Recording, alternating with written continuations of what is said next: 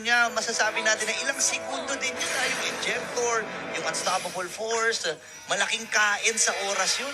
And seconds, maybe seconds for an ordinary person. Pero para sa ating mga pro player, alam mo na kailangan nila yung mga segundo na yon para makapag-dish out ng damage and to be able to do something about it. That's a retribution na ginamit nitong si Carl TZ para makaalis doon na may tangan-tangan ng kanyang purple objective. Both teams are trying to put the pressure at least para sa kanilang mga kupunan with not a lot of casualties. Little Wanderer mabilis na makukuha dito ng kupunan ng Team Falcons. And that is gonna be the end of the first round. Yung unang ikot ng dalawang kupunan. Magiging mabilis ito. Mag-expect tayo dahil may Selena rin naman dito para sa Team Falcons. Pero ito na yung paggugulo ni Daddy JP. No, hindi niya talaga tatantanan itong si Kyle TZ. Even dito sa Salagubang, even dito sa sa mga objektiba na ito. Kasi nga importante yan hindi ka magle-level 4 pag di mo nakuha yan. Correct. So ngayon ay naghahanap na rin ng plano dito ang Team Falcons. Ano ba, ilalaban ba natin Sanji at itong si JP ay kita rin naman nila dito sa may bandang gitna. Pero parang may planong niluluto dun sa may top lane, ha? Yeah, I think they're gonna try to go with that kasi pupwestuhan na rin naman nila yan eh. Ando na rin kasi yung ating unang turtle ng laban na ito. Flap TC is gonna be taking at least a decent amount of damage. So magbaback away muna siya. Hindi niya makukuha yung wave kasi pinipigilan siya ni Sanford from getting that. So medyo madedelay si Flap TC sa pagkuha ng kanyang level 4. And that is crucial. Lalo na dahil lumabas na ang unang pagong ng laban without a crazy amount of AoE damage from Team Falcons. Oo nga, hindi siya level 4 dito. Medyo delikado ata. Pero naibitawan at tumama yung Diesel Arrow. Pero sakto yung Nether Realm. Ando na rin yung mga fist crack mula dito kay Sanford. Pero mabubuhay si Sanji. Kaya lang hindi na makakatakas pa itong si Sanford. Nalilito ako kasi Minju ang pangalan. Oo. Minju ang ganap niya dito eh. Pero sige, either way si Sanford naman yan. Nakalatag naman na yung gusto niyong makita at yung ginagamit niya. That is gonna be TLPH getting, I believe, that first turtle of the matchup. And not only that, nakakuha naman ng Team Falcons ng isang kill patungo dito kay Sanford. So, maganda yung ginawa ni Sanford doon na parang nagbato talaga siya ng mga suntok. Yeah. Pero kahit papano kasi Team Falcons, they were able to fight because Cal TZ wasn't part of that team fight. Kumbaga, na-late siya ng dating pero napaganda pa yung dating niya. Yun nga, and sobrang importante na to para sa Team Falcons, yung early kill na nakuha ni Kyle TZ. Pero naibalibag! Kaganito si Carlito. Nakakatakas nga ba siya? After the guard, mabibitawan. Pero tinamaan itong si Carl. Pero sakto lang. Kasi nabugahan din. Mula dito kay Carl TZ. Ganda ng bawi nila, nakakuha ng kill. Dalawa pa ang kanilang nakuha. It went to Carl TZ and it went to Sanji as well. Pero may pagbawi naman na gagawin. Sanji ang papatumbahin. That's gonna be Carl TZ for you. Also locking in yung kanyang Hunter Strike. So both of the teams are doing very well pagdating doon sa mga team fights. Pero dahil itong si Carl TZ ay makakuha na naman ng energy shields, then that's gonna be more gold na magsiseparate sa kanya at kay Kyle TZ sa laban na to kahit sabihin natin na wala pang patay itong si Kyle TZ. Oo nga, tapos yung mga Evil Quellers pa, mahapi na lang or early pa lang ng laban na ito para dito kay Carlito. Ngayon, nasa 4 na minuto na at ilang segundo para mabuhay yung ikalawang pagong ng laban. Hindi natin napapansin yung mga gold laner. Itong si Oheb at si Super Marco na by the way, nakakuha na rin ng kill itong si Marco. At nakuha rin nila yung ultimate nitong si Flap TZ. So that means another ultimate, another AoE damage crowd control na mawawala dito. At ngayon, TLPH, they wanna go for it. Naku, nakuha na nga kagad yung pagong. Ang ganda ng ginawa ni Daddy JP doon. Na-force yung quad shadow at wala nang way para kay Kyle TZ na bumalik pa. Though meron pa naman siyang shadow kiss pero ayaw mo i-risk yung pagkakataon na yun. Kasi nga naman kapag namatay ka dyan, ilang segundong kakainin ng CLPH at may possibility pa na maagaw yung orange buff mo pag nagkataon. So both teams, they just decided to disperse. Yeah. Wala tayong kahit anong gagawin dyan. Hanggat maaari, pwede mo naman tayo pumalag mamaya haya. Pero Flap TZ, he's the guy na low-key pain ng side ng TLPH. Kasi ang goal nila, kailangan mawala muna yung iba sa mga ultimates nila bago tayo pumalag completely. Because if they go, or if we go ng team fights accordingly para sa kanila, baka pumalag sila. Pero ito na nga, sinasabi ko, nandun naman yung AOG. Okay, boy pa rin, ejector play. Pero sakto! Yung pagpasok dito ng CLPH, makakadalawa pa sila sa kamay dito ni Carlito na nakaisa din. Grabe naman, inunahan dito ng Team Falcons, pero ang ganda ng pagbawi, ang ganda ng rebat na ginawa dito ng CL. Napakakunat eh. Kumbaga, well-written yung counter punch. At least, alam mo talaga kahit pa paano. Under naman, may nag-flicker yata. That was actually Sanford, pero yung tama yung kanyang papader. So Team Falcons, they're gonna be able to at least escape, pero yung escape na yun, it's kind of like delaying the inevitable kasi slowly but surely lumalamang na ngayon ng TLPH almost 3K in terms of gold. Nagagawang kaya ng Team Falcons to. Nagkita-kita sila sa gitna. Ano, tinamaan ng Abyssal Arrow, pero nandun yung mga missiles. Oh! Si Sanjay nakatapak ng trap, tatama na naman yung Abyssal Arrow, pero mabubuhay nga ba yung mga miyembro dito ng CLPH? Nakadalawa na sila dito, pero nakakuha rin ng isa itong si Sanjay.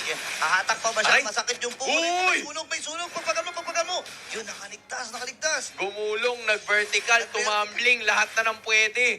Ginawa ni Super Marco para makatakas doon ng halos walang galos kasi may galos talaga siya pero buhay pa rin naman. But with that being said, nakakuha ng objective ngayon ng Team Falcons. That was a much-needed team fight. Maybe not even a team fight kasi hindi naman technically kompleto yung side ng TLPH. Pero parang yun yung mga pwede nilang gawin, no? Hanapin yung mga posisyon, hanapin yung mga laban na kulang sila. Pero may conceal na naman. Andito na naman si JP. Ayun na, ibabato ba dito? Masyado malalim si JP. Isasakripisyon na. And then, nakapag-flicker din! Nabuhay pa si Danny James doon. Ngayon papasok TLPH. Si Kyle dito nakabawi ng isa. Nandun yung shadow kill. At nakahabol ang Team Falcons. Napakagandang reflexes para sa kanila. Pero si Sanjay ay nandito din. Sapat pa yung kanilang damage. Ang Abyssal Arrow ay nandun. May iwasan dito ni Oheb. Pero ang ganda ng pag-zone. Ang ganda ng pinapamalas ng Team Falcons PH dito. Nakatabla na sila in terms of kill score. Pero yung gitnang tore ay maaaring madipensahan. At naidepensahan na nga ng tuluyan dito ng CLPH. Ito yung respo na maaasahan mo mula sa side ng Team Falcons kasi nandyan yung AOG nitong si Flap TZ. Kahit sabihin natin na may chance na tumama or hindi, andun pa rin yung andun pa rin yung threat na baka tumama. Oo. So mag-a-isolate sila on like one side of the map para hindi sila tamaan habang pumapalag sila. Pero ito na naman si Flap TZ, wala ng AOG yan. Mukhang may ipit na lang talaga ng todo. Good awareness from TLPH knowing na wala yung ultimate, so that is a safe take para sa Cavalry. Grabe no, ejector tapos fist break, no, para dito kay Sanford. Pero si Sanji, hatakin niya ba? Hindi kumagat yung kanyang Shadow Stampede. Available yung Abyssal Arrow. Tumama yun mula kay Few, pero hindi go ang Team Falcons PH. Ngayon, 27 seconds para sa unang Lord ng laban.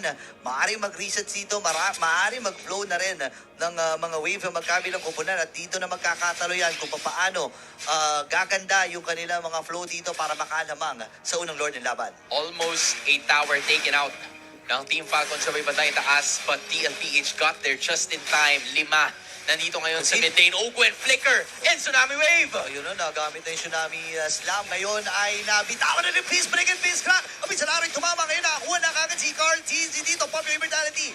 Para kay Daddy JP, buhay pa rin siya dito. Hindi tatama yung Abyssal Arrow. Kritika ng mga buhay ng mga miyembro. Ayun na si Marco. Pero pasok si Marco.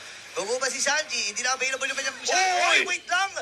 Nakapasok din with that quad shadow. Itong si Kyle. 3-0 into KDA nito. Ang hirap labanan ng ganitong klaseng haya. Napaagaslaw ng Hayabusa na tangan-tangan nitong si Kyle TZ. But even so, Lord Kyle TZ medyo aware na siya na wala si Kyle doon sa may bandang kabila. So, trinay niyang puruhan yung Lord. But that only delayed what seemed to be the inevitable na Team Falcons na convert na naman sila ng Torre. They've been trying to do this. Take advantage of the waves and Sanji goes down! Gosh, napakahapdi. Salo yung shadow kill. Patay si Sanji. Wala siyang stock. 20 seconds para sa kanyang death timer. Papasok si Oben dito. Available ang kanyang Tsunami Slam, hindi man yung kanyang flicker. Pero Conceal. okay na rin yun eh. Nagamit yung Tsunami Slam. Si Daddy J. Uy! Ay, naku sa likod! Yung naging ejector play niya ngayon ay mamamatay siya. Super Makmak ay nakakuha ng kill. Ito na yung pagbawi ng Team Falcon. Sabi na Oh, sige, wow. isahin natin. Wala pa naman si Sanji dito. Marco? Pasok na rin si Carlito. Mamamatay si Marco versus 3. Lalaban si Carlito pero hindi niya kakayanin in terms of number. Ilugi-lugi siya. Papasok na rin itong si Kyle. May mga missile arrow pa nakasama doon. And this time ay purple buff ang magiging target at ang Lord ay nakuha ng TLPH. That was at least something that you will take. Nakuha pa rin naman ni Carl TC yung objective. Pero nawala siya doon sa proseso. 3 ang nakuha ng Team Falcons. We start to see now yung damage output na gusto talaga nilang ibigay. The cavalry are putting Super Marco doon sa mga may hirap talaga na pwesto. Yep. Like, every time na low sila, we understood na kung anong ginagawa nila. Pero si Pino naman ang nakita. Oh my And gosh. he's the one who's gonna go down. Hindi na siya nakatakas doon. Even yung kanyang flicker kasi ay wala pa rin at hindi available. Ngayon, TLPH ay masasabi natin na nakakakuha ng malaking advantage dahil nga dito sa Lord na to. At dun sa mga mega minions na kasama nila, yung gitna ay may possibility din na makuha pa. We go. Conceal, ginamit dito ni Owen. Nandun na naman yung AOG. Tatama! Para kay Ohib! Huli si Ohib dito pero nandun yung Netherlands. Sakto lang talaga. Ngayon, sino ang Tsunami Slam dito ni Owen? Ayun at naibitaw at nabilibag itong si Daddy J. pa! Pero sakto yung extra shield na dala-dala niya. Mamamatay ba si Carlito? Yes, sir. Nakuha siya doon ni Super Makmak. Pero ang naging kabayaran ay si Flap lamang. Ngayon ay wala ang jungler mula din sa TLPH. Basag na rin yung Torres sa gitna.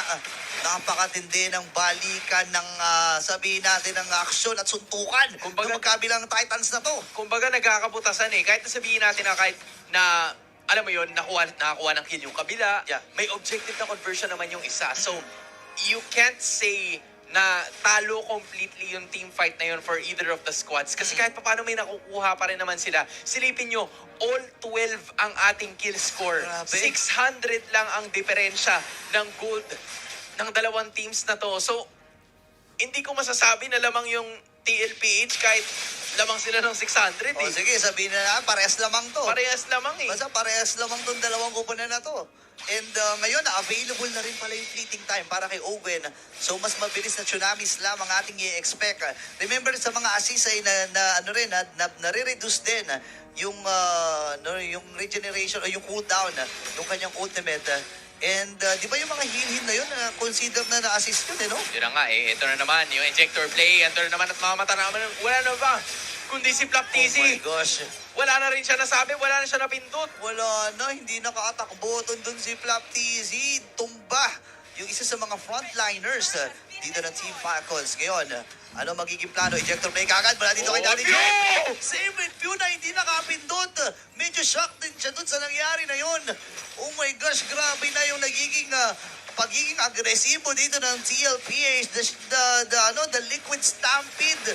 Akala ko mga kwentong bayan lang, pero totoo pala yun, pero may ejector dead. Ay! Si Obi nakaabulin nila doon at mamamatay sa kamay ni Oheb. Ngayon si Carl TC nagamit rin yung shadow kill para magkaroon ng extra heal.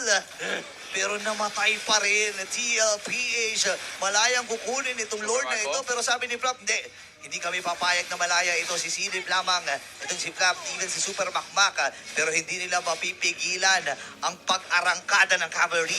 Yung idea sana ng Team Falcons is maganda yung wave management nila sa may batang itaas. Kamunti ka na nila mabasag yung inhibitor turret. But then, Team Liquid Philippines, puinersa na naman nila yung team fight. Nagkaroon ng simula. Actually, si Owen pala yung nagsimula nun kasi gumamit siya ng Tsunami Slam para mailapit yung isa sa mga members ng cavalry. Pero may ejector din naman at binalik niya rin si Owen kung saan siya nanggaling. At pagkatapos nun, it was just outplay after outplay.